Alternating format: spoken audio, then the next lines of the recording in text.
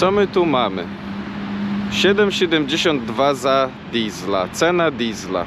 I teraz od 1 stycznia 2023 roku wraca nam podatek 23% na paliwa. Co się stanie z ceną? Czy cena będzie wyższa? Czy tak jak zapowiada nasz premier, raczej nie zauważymy większych zmian w cenach paliw po nowym roku?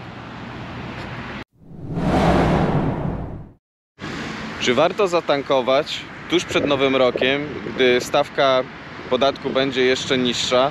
Czy może nawet warto zgromadzić, jeżeli mamy jakieś możliwości, jakieś paliwo, żeby przynajmniej przy okresie przejściowym w styczniu zabezpieczyć się przed wyższą ceną paliwa, zanim ta spadnie na stacjach benzynowych? Choćby na takim portalu jak Money.pl możemy przeczytać, że premier próbuje uspokajać nastroje, mówiąc, że przywrócenie stawek VAT nie wiąże się na pewno z jakimiś podwyżkami na stacjach paliw. Co więcej, rząd przekonuje, że po 1 stycznia na pewno nie grozi nam skokowa podwyżka i tak już wysokich cen paliw. Analitycy biznesowi jednak są przeciwnego zdania. Otóż podatki zawsze mają bezpośrednie przełożenie na ceny paliw. Kluczowe jest pytanie, do jakiego poziomu będziemy dodawać normalną stawkę VAT od przyszłego roku. Rząd chce przeciwdziałać wzrostowi cen paliw, obniżając marżę na paliwa w hurcie.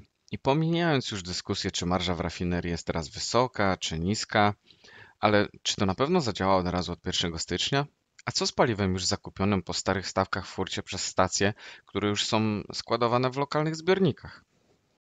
No ale co gromadzić? Jak gromadzić? Przecież takie beczki nie są za darmo, nikt ich za darmo nie rozdaje. Poza tym koszty transportu i później koszty składowania, czyli tak naprawdę miejsca, gdzie będziemy to przechowywać, no też są istotne i ważne.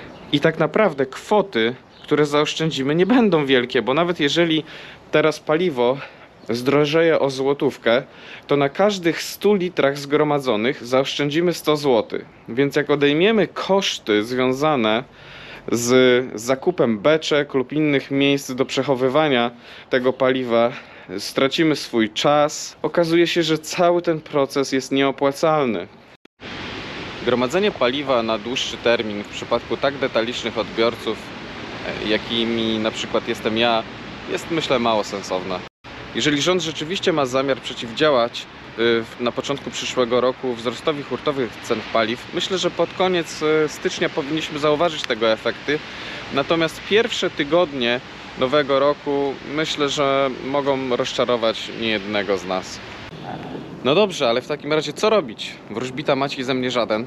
Ale powiem wam, że ja osobiście zatankuję auto do pełna tuż przed nowym rokiem i to tak, żeby nie uczestniczyć w ewentualnym wariactwie, które będzie się odbywało na stacjach paliw. Dodatkowo mam trochę karnistrów, które są nieużywane gdzieś w piwnicy. Napełnię je tak, żeby mieć na jedno przynajmniej tankowanie w nowym roku, ale wcale nie uważam, że to jest jakiś spektakularny, dobry pomysł. Każdy postępuje inaczej. Strasznie jestem ciekaw, co wy robicie. Dajcie znać w komentarzach. Trzymajcie się, cześć.